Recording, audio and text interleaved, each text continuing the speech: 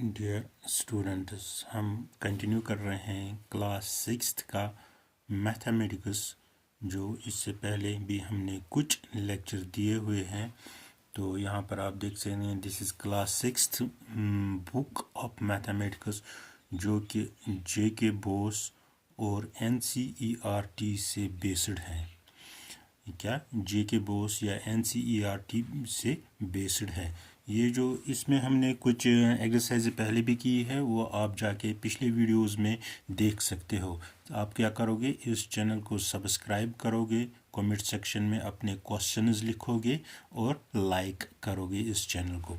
तो इससे पहले हमने नोइंग आवर नंबर्स जो है ऑलरेडी कंप्लीट किया हुआ है, होल नंबर्स भी हमने कंप्लीट किया है, और कुछ एक्सरसाइजें प्लेइंग विथ नंबर्स जो है इसकी की है। और आज हम इसकी 3.7 एक्सरसाइज कंटिन्यू करने जा रहे हैं।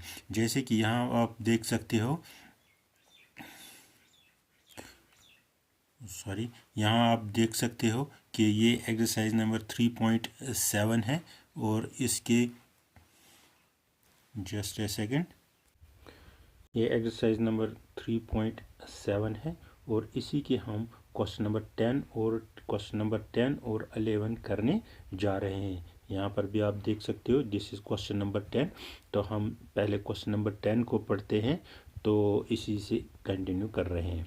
तो find the LCM of the following numbers. देखो, सबसे पहले अब तक हमने बहुत सारे एलसीएम्स निकाले हुए हैं। आज भी आपको क्या करना है, आज भी आपको एलसीएम निकालने हैं, लेकिन इससे आगे क्वेश्चन हम पढ़ेंगे in which one number is always multiply of 3।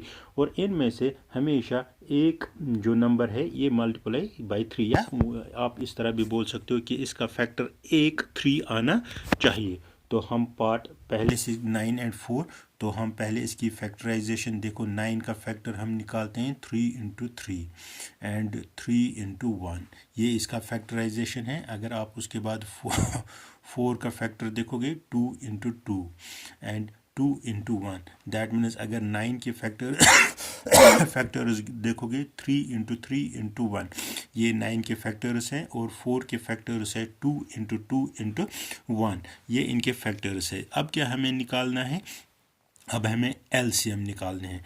LCM आप देख सकते हो, इसमें 2 3 आएंगे, that is 3 square × 2 square, that means 3 3 9 and 2 2 4, that is इसका एलसीएम जो आएगा दैट बिकम्स 36। ओके, तो यहाँ पर आप देख सकते हो इसका एलसीएम मैंने यहाँ पर लिखा हुआ है, तो इसका एलसीएम क्या है 36 आएगा।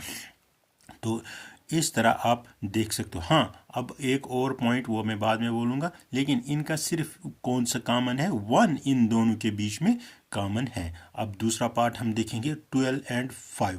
12 पहले हम फैक्टराइजेशन ऑफ 12 निकालेंगे। 3 4 ज़ा 12, 2 2 ज़ा एंड 2 1 ज़ा। तो 5 का अगर हम देखेंगे डायरेक्टली 5 × 1 आएगा। यहाँ पर अगर आप देखोगे क्या फैक्टर आएगा, 3 × 2 स्क्वायर × 5, दैट इज 3 × 4 12 एंड 5 क्या होता है 60। तो इसका जो एलसीएम आएगा 60 आएगा। किसका, 12 एंड 5, क्या इनमें एक जो है मल्टीप्लाई ऑफ 3 है। तो यहाँ पर भी मैंने लिखा है 60, इसका क्या है 60, इसका मल्टीप्लाई 60 इसका एलसीएम है। तो हाँ, यहाँ पर भी आप एक बात याद रखोगे, देखो ये 1 और 1 दे आर कॉमन, इसको मैं आगे डिक्टेट करूँगा। उसके बाद है 6 और 5। देखो 6 का तो सिंपल है, 2 3 ज़ा 6 एंड 3 1 ज़ा, 3 2 ज़ा 6 एंड 1। उसके बाद 5 का पहले हमने निकाला है 5 1 ज़ा। यहाँ पर भी हमें क्या निकलेगा, 2 3 ज़ा 6 एंड 6 5 13। जो एलसीएम आएगा 6 एंड 5 का, वो क्या आएगा 33 अब यहाँ पर भी एक पॉइंट आपने देखा कि सिर्फ कौन कौन सा सिमिलर है, दैट इज़ 1। उसके बाद और एक पार्ट है, दैट इज़ 15 का एलसीएम निकालना है। 3 5 ज़ा 15 एंड 5 1 ज़ा। उसके बाद 4 का है 2 2 ज़ा एंड 2 1 ज़ा। यहाँ पर अगर आप देखोगे 5 3 ज़ा 15, 15 इंटू 4 होता है 60। इसका मतलब है यहाँ पर जो एलसीएम आएगा वो आएगा 60। ओके, किसमें 15 एंड 4, इनका एक मल्टीप्लाई जो है दैट इज़ 3। उसके बाद एक और पॉइंट याद रखना है, जो दोनों नंबर यहाँ पर दिए हैं इनका एक फैक्टर सेम है दैट इज़ 1 एंड 1। हाँ, उसकी इतने ही पार्ट्स है। तो मैं आपको यहाँ पर बताऊंगा कि मैंने इससे पहले भी आपको बोला कि सिर्फ जो भी हमने पार्ट किया हुआ है, देखो हर कोई पार्ट 4 पार्ट किए हैं, इनमें एक ही फैक्टर कॉमन है दैट इज़ 1।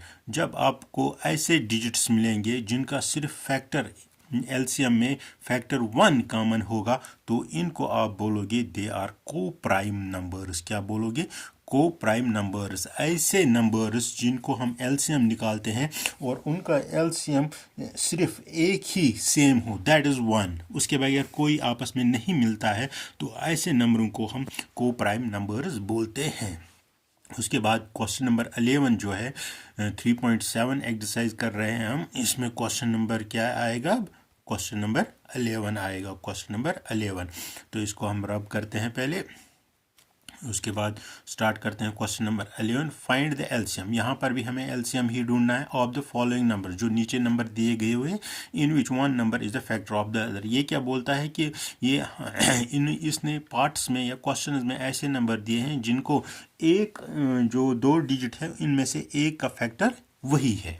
तो हम पहले बड़े वाले को देखते हैं 20। इसका फैक्टराइजेशन निकालेंगे 5 इंटू 4, 2 इंटू 2 एंड 2 इंटू 1। क्या आएगा इसका फैक्टर? 5 2 एंड 2। ओके, 5 2 एंड 2 ये इसका फैक्टर आएगा। 5 का अगर देखेंगे 5 1 ज़ा। तो अगर आप देखोगे यहाँ पर एलसीएम ये दोनों सेम है, दैट मीन्स 5 4 ज़ा 20। दैट मीन्स ये जो 2 नंबर है इनमें से बड़ा नंबर है वही एलसीएम निकल रहा है, क्योंकि छोटा वाला जो है प्रोडक्ट है या मल्टीप्लाई इससे होता है, या ये भी एक फैक्टराइजेशन या प्राइम फैक्टराइजेशन है दूसरे नंबर का। उसके बाद नेक्स्ट पार्ट आएगा 6 एंड 18। तो हम बड़ा वाला पार्ट देखेंगे 18 से। वो चलो छोटे से करते हैं, क्या बोलते हैं इसको, रब करेंगे पहले इस सारे को हम रब करेंगे, फिर लिखेंगे 18 2 9 ज़ा 3 3 ज़ा 3 1 ज़ा। ये इसके प्राइम फैक्टर्स है। इसमें 3 2 ज़ा 6, यहाँ पर भी हम लिखेंगे दूसरा पार्ट 6 ही हमारा, 2 3 ज़ा एंड 3 1 ज़ा। अब आप देखोगे ये दोनों सेम है, 2 एंड 2 3 एंड 3, दैट मीन्स 6 जो है कॉमन है।